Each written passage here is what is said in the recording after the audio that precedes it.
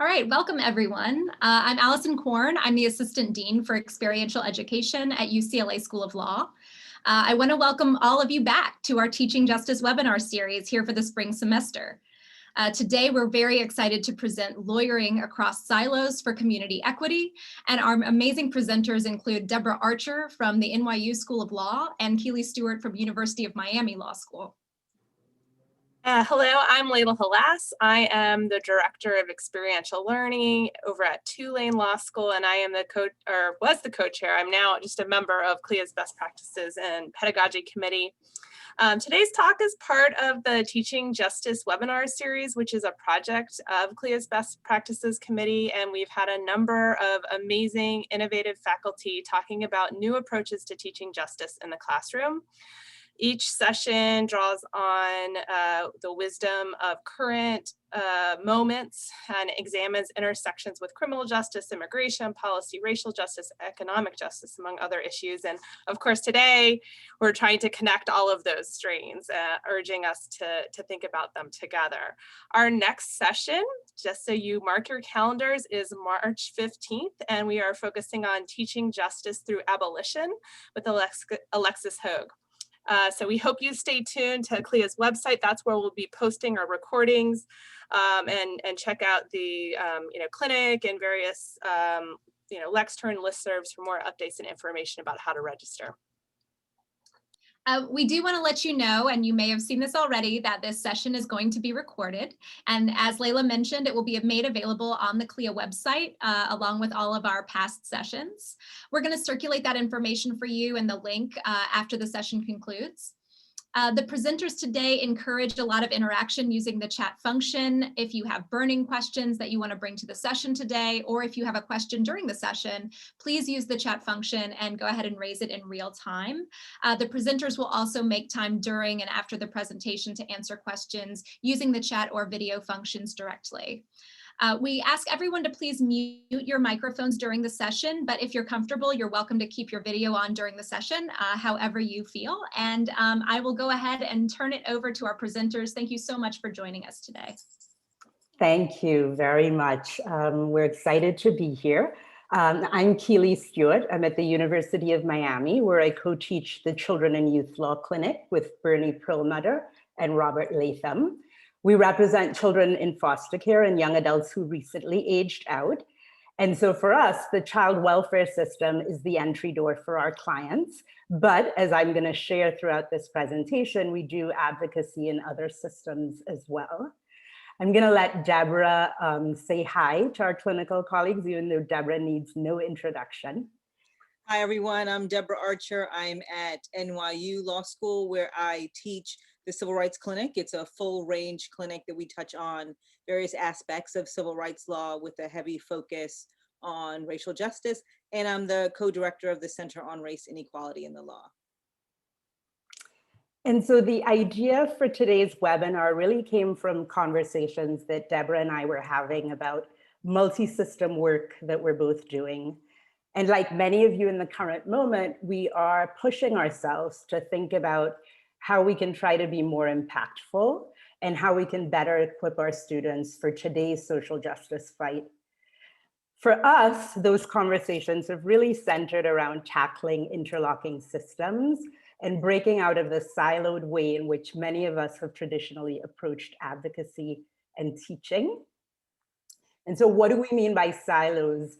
As we had these conversations, we actually realized that we were thinking of different things, right? And so one definition is the different legal and administrative systems in which we operate. Many of our clinics focus on one particular substantive area. So the criminal justice system, the child welfare system, education, immigration, our individual silos.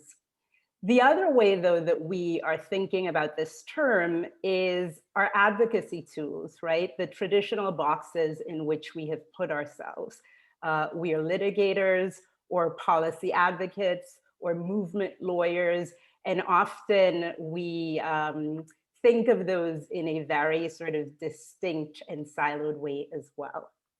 And so for today's webinar, what we're hoping to do is really make the case for trying to break down those silos and bring both a multi-system and an integrated approach to our clinical teaching.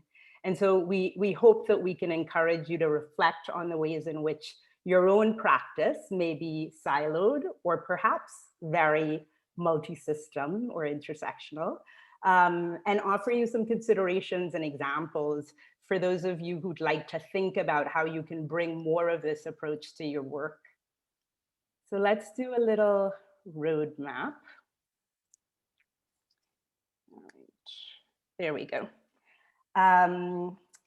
So we are gonna first sort of start out with a little bit of sort of our perspective on why it's important that we try to teach beyond traditional systems and advocacy tools. Oh, I just lost my screen.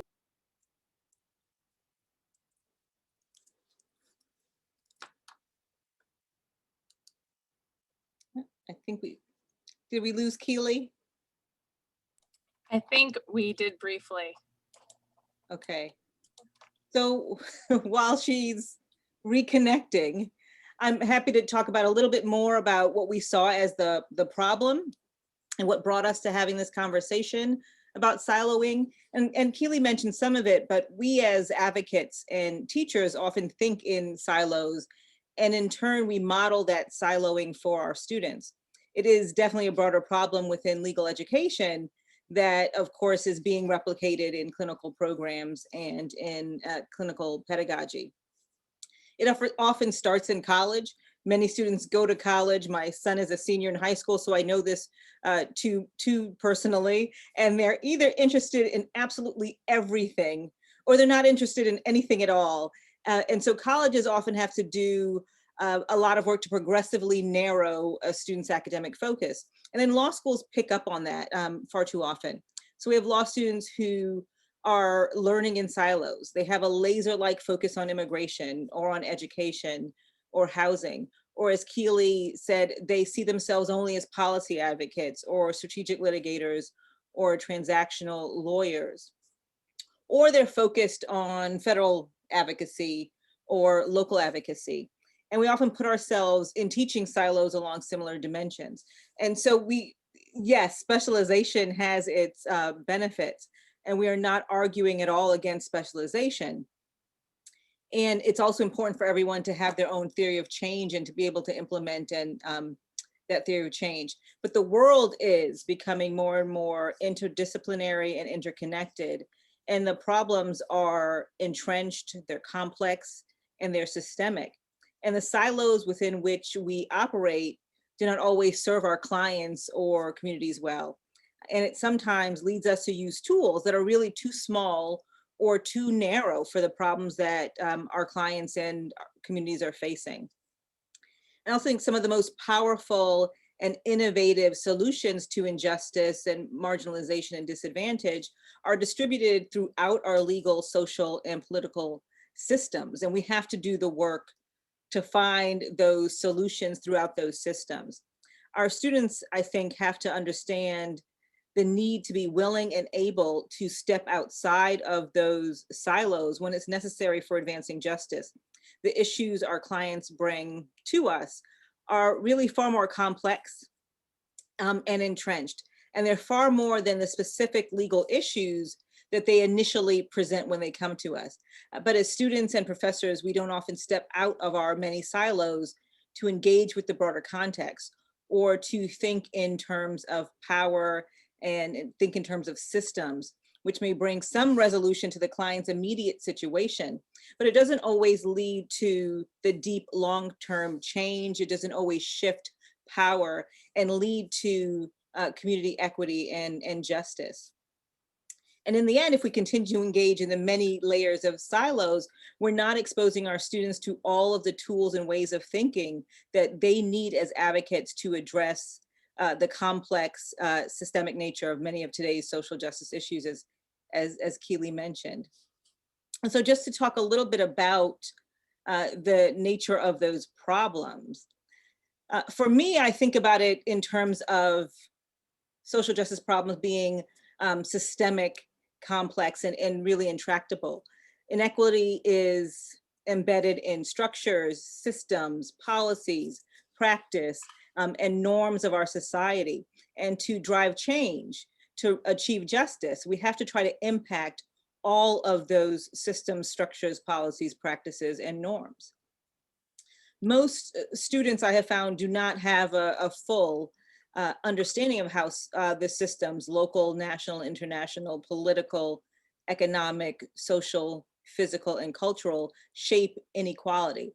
But really to affect change, not just for their individual client, but for the community and clients to come down the road, they have to understand and identify the systems that have come together to drive inequality in that moment. And without this understanding, the legal and non-legal tactics that we use aren't going to dismantle those underlying systems at all.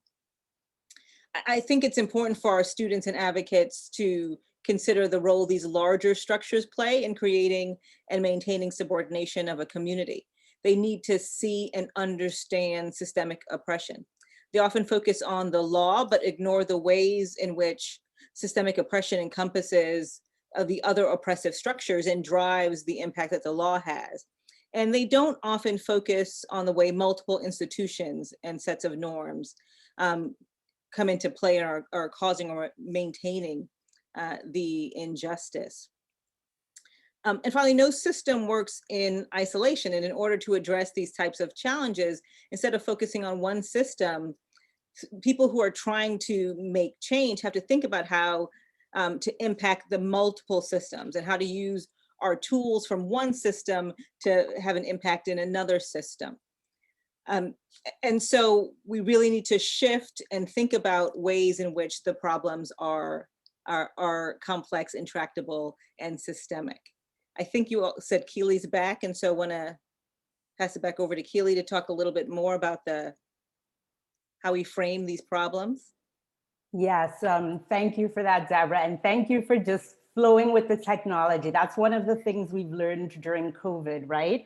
The technology glitches and you just roll with it. So the only thing, I think Deborah did a really nice introductory framing for us. And so just sort of two things that I will add that I think about when I think about the nature of the problems.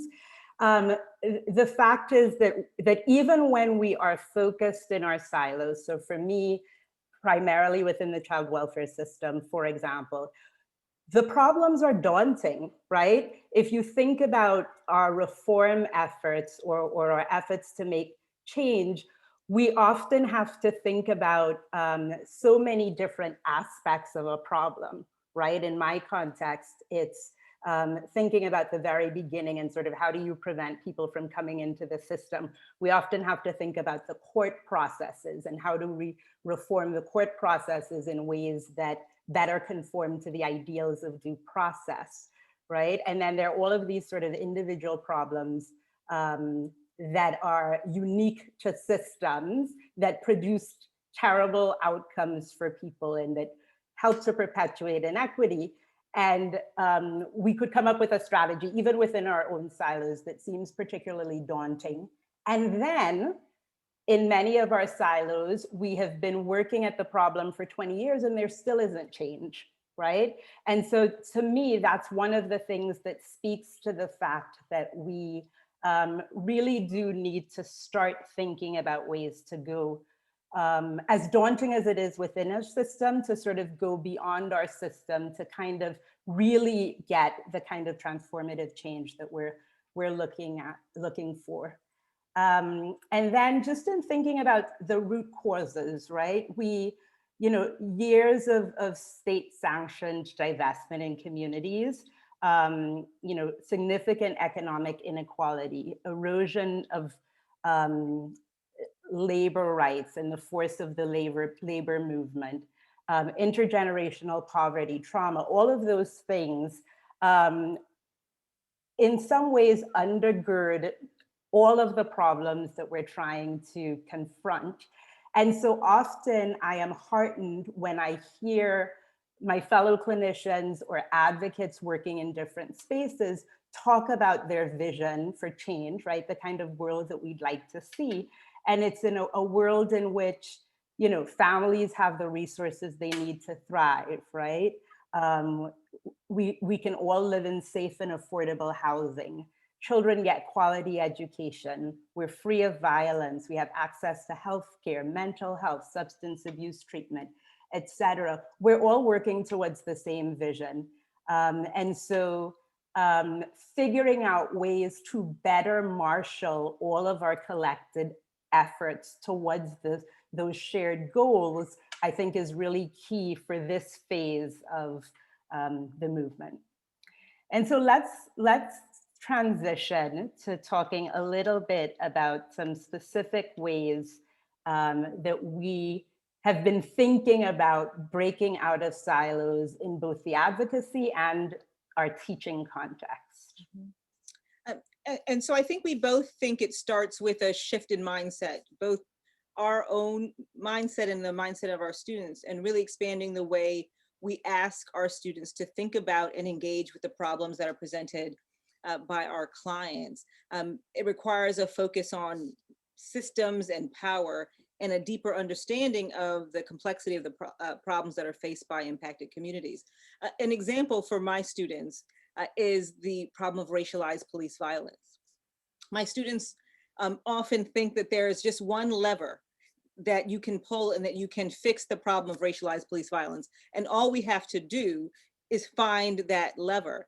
And instead, as you know, that situation that we've witnessed, that violence that we witnessed in that moment is the result of a lot of systems coming together, right? It's the result of racial segregation that results in really inequitable communities. And then the narrative that gets layered on top of that, that leads us to believe that Black communities are not safe. And in return, that we need to over police those communities. And then you have a community that results in so much police presence and force that you can't go about life without interacting with the police. It has to do with the criminalization of poverty, the criminalization of homelessness. It has to do with unemployment. So I take the opportunity, and I think we need to step back and have our students step back and think about everything that came together to bring us to the moment that their client is facing, pull those systems apart and figure out, given the tools that we have, the other folks in this space and the result that we want, what is it that we can do? And so one of the tools that I have used in my clinic is integrated advocacy. And it's one of the ways that we break out of our silos and try to embrace the transformational potential of integrated advocacy in the fight for social change. And integrated advocacy is strategic litigation, community organizing, interdisciplinary collaboration, legislative and policy reform, public education, direct action, and other forms of advocacy, all working together at the same time to try to move the needle and achieve social change and justice. We don't limit ourselves to just one or even two tools in the lawyer's toolkit. We approach every problem that's presented to us without limiting our consideration of the best way to tackle that problem. And after parsing the underlying issues, we identify what we can and should do with and on behalf of impacted communities and individuals. And this includes determining the most effective advocacy approach. We never prejudge what the best advocacy approach is going to be. And I believe that in order to affect systemic change, law students really have to learn what levers are available to achieve that change and when, where, and how to pull each lever. And a lawyer has many tools in their toolbox, and knowing when and how to use each one is critically important. Yeah, the other big theme for our presentation really is around the idea of cross-system advocacy, and whether you're doing individual work, sort of first dimensional lawyering, impact work, or more community type work, the idea really is that at all times you should be trying to figure out ways in which to leverage your advocacy efforts towards more than one system, and particularly to the intersections between systems, right? As we know, multiple systems work together to exacerbate problems. And so to the extent you can sort of focus on some of those leverage points, those systems of those points of overlap, that might be one way to try to dismantle the structures that we're trying to dismantle. Another theme that we've talked a lot about is embedding the work in communities. And so if we're working towards the ultimate goal of shifting powers to communities and to people who've most been impacted by inequity, then our work should be situated within some community context. Now, this doesn't mean that we all have to be movement lawyers. There's certainly a role for first dimension, second dimension lawyering. But we should nonetheless be asking ourselves, how does our work engage and support movements for economic justice, gender justice, immigrant justice, racial justice, et cetera? And we need to really be clear on what are ways in which we can sort of authentically embed the work that we're doing within those communities so that we are constantly informed by the wants, needs, demands of the clients that we are ultimately trying to serve. Another strategy that we use is to teach our students to work in collaboration or coalition with others, because there is a lot of work to be done and we can't do all the work ourselves, nor are we equipped to do all the work ourselves. But as you know, lawyers don't always play well in the sandbox with others. And it's definitely a skill that we have to learn and understand how to be partners, to build relationships, to lead when it's necessary, leading from in the front, leading from behind, and also standing back and allowing communities to lead, to shape the direction of the advocacy work, and to partner with other organizations, community-based organizations. I've already, I think, talked enough about systems-focused view of the problem, but we do that as well. And so cross-disciplinary advocacy really thinks about how do we work with other disciplines, right? The law is not the repository of solutions, and particularly because of the complicated types of problems that we're trying to deal with, really figuring out ways to engage the expertise of others in helping to solve these problems. And again, that's something that students won't intuitively understand the value of or how to do unless we start teaching them how to do this in law school. And so my own clinic works with a number of disciplines. We work with public health folks, we work with folks in our School of Education, with social workers, with psychiatrists, a number of people that we have partnered with on both individual cases and on more of the sort of more impact work that we try to do. For number 7, integrating positive and negative conceptions of justice. I think in this moment, it's important that lawyers think about their work in 2 buckets or even 3 buckets. But one is to identify the structures and foundations of inequality, and then use our skills to tear down that structure and that foundation of inequality. But then we also have to do the work of building and helping to build a new structure that supports equity and equality. And so we think it's important to help our students think about how to integrate both positive and negative conceptions of equality into their advocacy. So we can certainly use courts, for example, to prohibit or limit actions that infringe on individual rights. It's a critically important skill. But the work we do in the clinic also has to help our students understand that advocates should be able to articulate a positive vision of what stakeholders can or should do to better promote, protect, and respect those rights.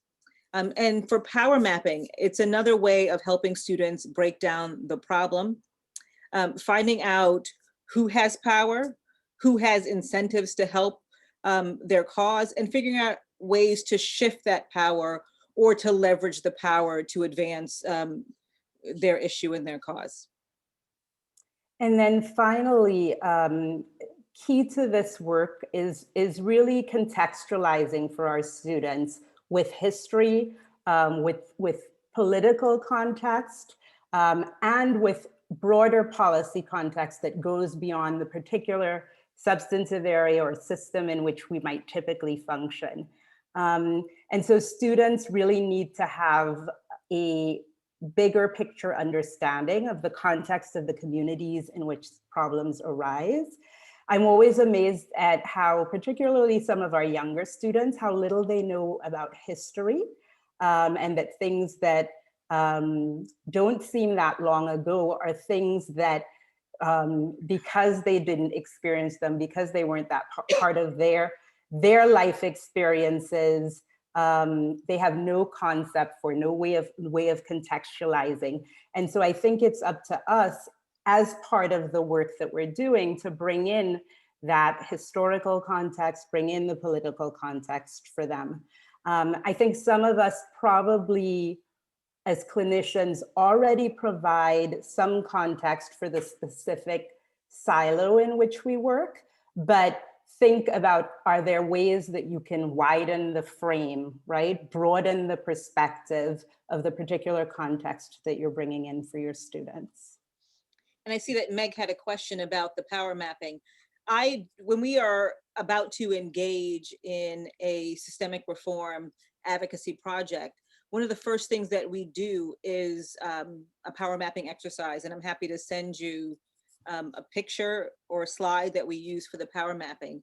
And we go through as a group that power mapping to determine all of the players, the obvious players and the not so obvious players in this, and what kind of power they have. Are they on our side, and what are the possible levers we have to move that, to either shift some of their power to our client or to get them to use their power on behalf of our clients. And I can figure out a way to share that with folks. So before we shift to some examples, I'm not able to see the chat because of the PowerPoint being in full screen mode, but I'm just wondering if there were any other questions in the chat or any other sort of threads of conversation. And if not, feel free to throw things in there. And also, while we transition into our own examples, feel free to share examples yourself in the chat of the ways in which this theme of breaking out of silos is reflected in some of your own clinical teaching. And yet, Kele, there aren't other questions. There were questions about the power map, but there were folks who wanted to welcome you back after technical. Yes, I am back. Thank you. So I'm going to talk about an example that shows the work that we do that requires us to break out of silos. And Kele's going to talk a little bit more about how she's done this work and implemented it at various stages in her clinic, including in her seminar. So one of the systems that my clinic explores is transportation policy in our transportation system, and the resulting impact that these policies have on housing and access to opportunity, economic investment, and health. And our transportation policies have historically and currently destroyed stable neighborhoods, and they've isolated and segregated people of color and low-income communities, and really blocked access to jobs, economic opportunity, and economic investment. And a big part of that, historically and currently, is the building of our interstate highway system. And Kele, if you go to the next slide. Beginning in the 1950s in states around the country, highway construction displaced Black households and really cut the heart and soul out of thriving Black communities, as their homes and churches, schools, and businesses were destroyed, and just thousands and thousands of people were displaced. And those communities and their residents bear the marks of decades of accumulated disadvantage, we see the racial segregation, concentrated poverty, economic isolation. And the slide you see is just one example. It's the way that highway systems in Milwaukee locked in residential segregation that continues today. And that's just one slide. I could have shown you dozens and dozens of examples of the way that our highways have really shaped the landscape and have fed inequality. And for 3 years now, my clinic has worked with residents of Syracuse, New York, and local advocates to elevate community voices and ensure racial and economic equity in connection with the anticipated destruction of an elevated portion of Interstate 81, which runs through downtown Syracuse. And like I said, as with other highways around the country, construction of I-81 in the 50s decimated the 15th Ward, which is a primarily Black community, while also prompting white flight to the suburbs, and suburbs that prevented legally and through other means Black people from living in those suburbs. And in the decades that have followed, I-81 has continued to serve as a physical and psychological barrier dividing the Black community from the rest of Syracuse and contributing to pockets of intense racial segregation and concentrated poverty. Kele, if you can show the next slide. These are pictures of I-81 in Syracuse, and then there's one more. And so I-81 now is literally falling apart and it's crumbling. A big chunk of it a few summers ago fell onto the area below. It is really falling apart. And so the pending removal of I-81's elevated portion, which you see in the photo, presents Syracuse with a unique opportunity to redress the impact of the original construction and to develop an equitable plan that distributes the positive and negative impacts of such a large-scale infrastructure project more equally among all the residents of Syracuse. So the clinic for years now has collaborated with members of the Syracuse community and some local organizations to ensure that civil rights issues and the civil rights of Syracuse residents are protected and considered throughout this process, and that the injustices surrounding the original construction of I-81 and the destruction of the 15th Ward are not repeated again. And because this highway development project and transportation policy more broadly touches on education, it touches on housing, employment, health, voting rights, just really broadly touches on issues of access and stability, the students have had to work in different systems, agencies, and forums, and they've had to think about how an impact on education is going to have a ripple effect on housing and employment. They've had to think about whether temporary relocation to build a highway is going to lead to permanent dislocation, and how the permanent dislocation is going to impact employment opportunities within Syracuse or educational continuity for children.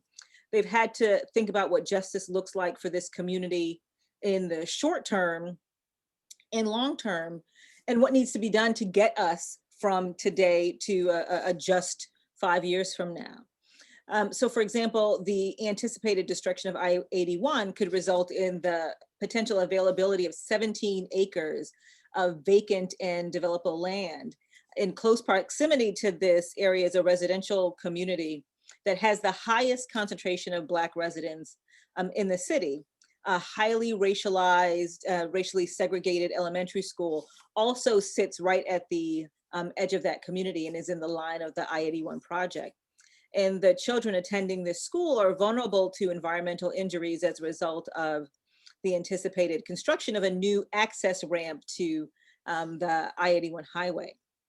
On top of this, Syracuse is currently in the process of enacting a new zoning law for the entire city. And this confluence of circumstances presents complex issues of gentrification, residential segregation, and fair access to housing, school desegregation, the opportunity to address it or the possibility that it will deepen, and some long overdue economic development and also environmental justice issues. And we are engaging in our advocacy while trying to be mindful of all of these factors. So to date, the clinic's work on this case, I think, is a really wonderful example of advocacy and a support of this kind of multidisciplinary campaign, all with the goal at arriving at a Southside Syracuse neighborhood that is equitable, healthy, affordable, and retains the community that longtime residents have worked towards. This has included organizing and participating in many panels and community organizing events. My students have also had meetings with representatives from the Syracuse Department of Transportation. They've met with folks at the Syracuse Housing Authority. They've met with community allies, public housing residents. They've met with renters and homeowners. They've had conversations with the Rezoning Commission. They filed Freedom of Information law requests with several agencies in Syracuse for records that described construction plans, plans for outreach to residents, studies of the impact on the community, and receive records that help shape our legal and our non-legal advocacy strategies.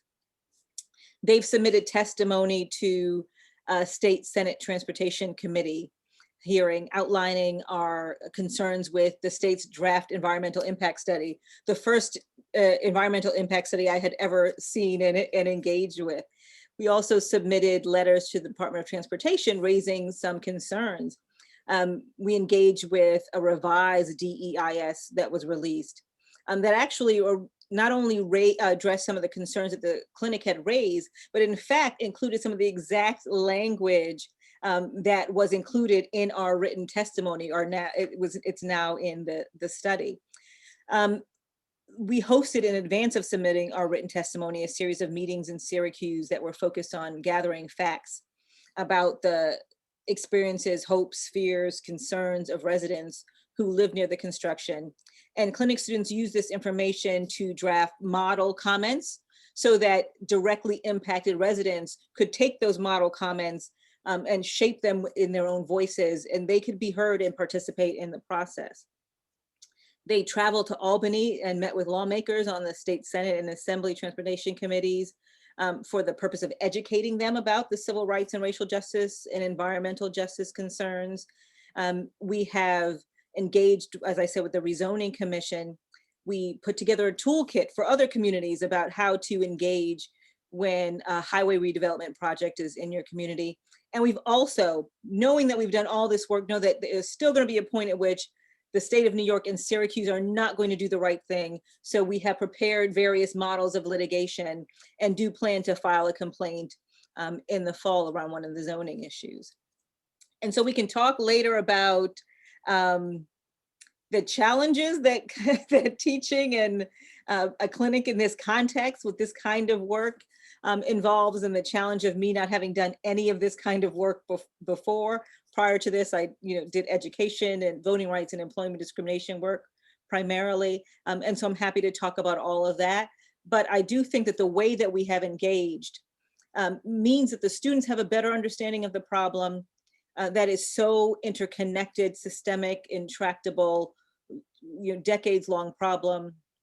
And it helps us to think about not only short-term solutions and challenges, but a way that is going to help to lead to longer-term rebuilding, empowerment, and protection of the community. Kele. All righty, thank you, Deborah, for that example that I think really highlights the ways in which we can really use an integrated advocacy approach in some of this multi-system work. My example that comes out of my work in the child welfare, juvenile justice, education, and other sort of family and youth-oriented systems, I think will highlight the themes of that multi-system, how do you do multi-system work in different levels, as well as bringing in the political and historical context. And so I'll talk a little bit about the work and then how it shows up in seminar and how it shows up in some of our individual supervisions and case rounds and those sorts of things. And so as we've been talking about, the theme for sort of this cross systems lens really is pushing ourselves to expand advocacy outside of our own silos, And so for my clinic, our sort of orienting silo, our primary silo is the child welfare system, because all of our clients are young people who are either in the child welfare system or have been impacted by the child welfare system. But at the individual level, we have become very holistic, right? And I think have always been holistic, but I think are sort of bringing in new strands to be able to sort of do this both on the individual level and on the reform level. And so on the individual level, our students will represent their clients in education cases, in public health benefits cases, so SSI, Medicaid, those kinds of cases, in guardianship, and essentially most civil or administrative realms in which our clients may have problems. So it really is that, you know, holistic view of representation that I know some clinics are already using. Not only do we work in the multiple systems, but I think we really try to do advocacy that's targeted at mitigating some of the negative impacts of the interlocking systems. So what do I mean by that, right? There's overlap between the children in foster care and children in the juvenile justice system, right? Child welfare serves as one of the pipelines into the juvenile justice system.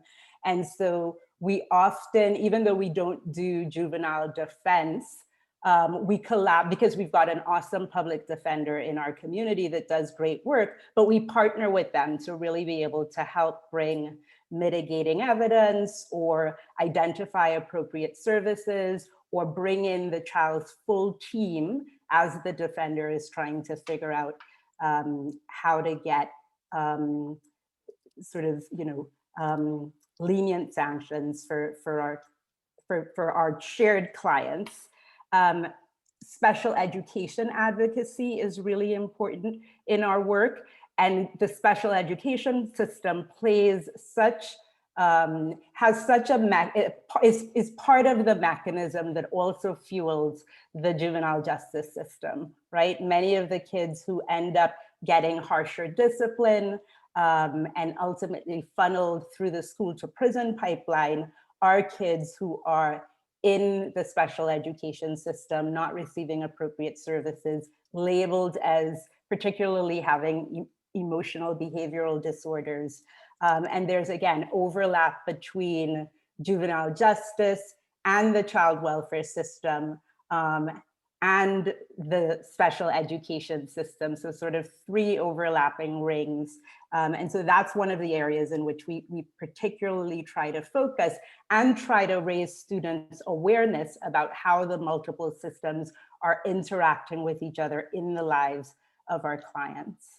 At the sort of impact level, we have engaged in a mix of litigation, policy advocacy, administrative advocacy.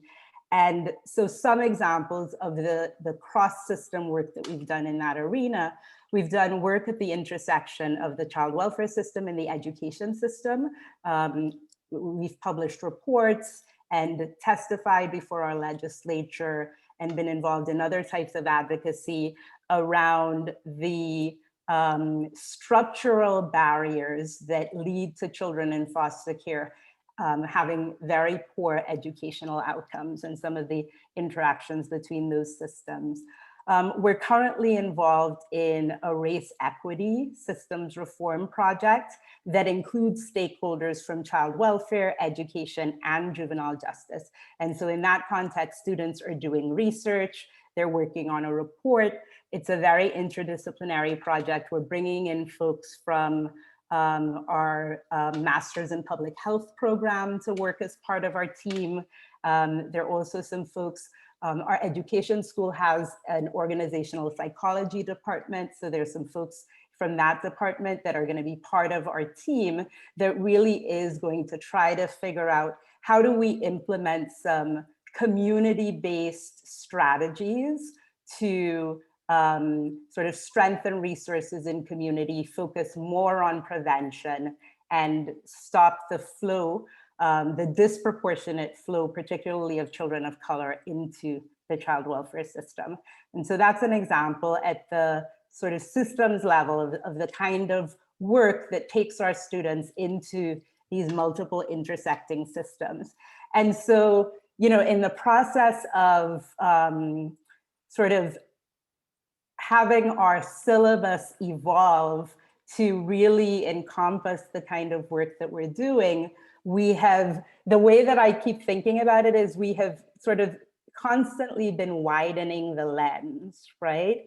And so, you know, one strand of what we do is just thinking, having students, preparing students to work in the individual systems, but then making those connections for them. And so we have a class that we call Representing the Whole Child, where we sort of, it goes beyond the substance or the skills piece of it. It really talks about multi-system advocacy as a lawyering model. And in some years we use hypotheticals, in some years we will use actual cases to really get our students to think through how the advocacy in one arena impacts the advocacy in other arenas. What do you do when clients may actually have conflicting goals, right? You might be pursuing a strategy in one that actually undermines what you're trying to accomplish in the other. So it's just sort of rich for all sorts of, being able to explore all sorts of dimensions of both the opportunities and the challenges of doing this kind of work. Making connections between the problems that students are addressing and then broader problems related to the divestment in communities. And so this is a tool that we use in our advocacy work, but it's also actually a great tool for teaching students. And some of you may be familiar with sort of the tree analogy for talking about some of these problems. This particular graphic comes from Wendy Ellis, the Building Community Resilience Project out of the School of Public Health at George Washington University.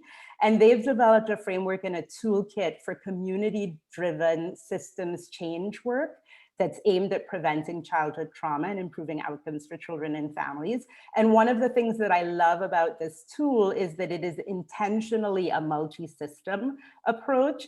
And so regardless of the specific system that you work in, you can sort of connect with the model and sort of analyze the problems from your perspective. And so this is one of the ways that we get students to think about, you know, the symptoms that we see in our cases, right? We deal with kids who are abused or neglected, families that are dealing with mental illness or domestic violence, really getting students to understand that those are simply symptoms of these adverse community conditions in which many of our clients are living. And so having them not only sort of identify the symptoms, be able to address the symptoms, but really start doing some analysis of the specific community conditions that are facing our clients. The other piece of this is sort of local history and sort of the history of communities. And I'll show you just one more slide because I'm aware that we're almost at time. So we have really started helping students to connect history of our community. And so we've brought in people from our local history museum, and they actually did a session for all of the clinic students about sort of how were the communities in Miami created, right? What were some of the specific policy decisions? And so of course, a lot of that focused on redlining, focused on things like Jim Crow. And then after that general discussion where all clinic students sort of had that same grounding, in our individual clinics, we were able to take that to the next level and connect it to the specific injustices that we're dealing with in our clinic. So in our context, this is a map that sort of an earlier iteration shows the students the redlining maps, which no surprise map onto the blue dots in our community, which are the predominantly Black neighborhoods in our city. And then on top of that, we mapped on the neighborhoods with the highest removal rates within our child welfare system. And so it sort of makes for a really rich discussion about how all of these things are connected. Similarly, I think we've broadened the lens on even the policy discussion, right? We had traditionally sort of mapped the history of the child welfare system when we were giving students context, but we now have that conversation, I think, in a much broader way, where we sort of map that particular system's history onto the broader policy history of, you know, slavery, Reconstruction, Jim Crow, New Deal. What did the New Deal policy eras contribute to this, civil rights era, et cetera. So sort of, again, broadening that lens. And we try to come back to all of these themes in our supervision, through case rounds, and in some of the other sort of more individualized things that we do in the clinic. And so I will stop there, happy to talk more about any of that. But Deborah and I wanted to sort of end on acknowledging that this is hard work, right? This is hard work and it's challenging. It's worth pushing ourselves to sort of think in this way, but it's challenging. And so Deborah, I don't know if you want to talk some more about your own experience having to learn new skills. Yeah, no, I did in the chat a little bit. We're learning new skills. Sometimes before, you know, the semester starts, where we can, taking advantage of all the resources that we have to learn, but sometimes in the moment, right along with the students and modeling for them the challenges of gaining new information. I think another challenge is that the work is unpredictable. And so you would really don't want to see what my syllabus looks like. It is a mess. And I tell my students, it will change from day to day, from week to week, depending on what's going on in our cases. I often have to make last minute shifts to the syllabus to talk about a new context or new skills. And just like their professors, our students have limited time and capacity. There's so many things that we want to do, but we have to recognize their limits. I mentioned in the chat, I'm lucky in that I teach a year-long clinic. It is 7 credits each semester. So the students have a lot of time to give to me. I don't know that I would be able to do this kind of work that we do, because we do systemic reform advocacy and we also do individual representation cases. And I don't know that we could do that if I didn't have the students all year long and I didn't have them for so many credits during the semester. Yeah, and one concrete thing that I think this COVID period that I think will stay after this period of online is sort of ways to be more efficient about the way that we teach and the things that we do. So one of the things that we've started doing is sort of a video library of lectures on some of the substantive topics that we typically would devote an entire class to. And that way students can just access that whenever they want to, whenever they're working on a specific problem that applies. And that's one of a relatively simple, but it actually has freed up time in our syllabus to really delve into some of these sort of bigger, more justice-oriented ways of thinking about the individual cases and the bigger types of reform work that we're doing. So that's it. We're grateful that you all came and that you listened. Thank you for the engagement in the chat and the questions. I think we have 3 minutes left. So there's one, if someone has something to say or contribute, we would love to hear about ways that this shows up in other folks' work and challenge that you're struggling with. So if you want to share, unmute, please do. All right. Look at that, Kele. We were so clear that there aren't any questions. Thank you both so much. I think I think I can speak for others because I'm looking at the chat, and like just really appreciate this kind of like call to action in my mind for us to think more broadly and to be unafraid to be learners with our students so that we can really attack like these interlocking systems of injustice. And yeah, you've certainly given me some energy and things to think about, and I really appreciate it. For everyone, this will be uploaded, so if you missed some of it, don't worry. We will get this out there. We can send out materials if there are things that we want to share, and we look forward to March 15th with Alexis. So I hope to see you then. Bye, everyone. Thank you. Bye, everyone. Thank you.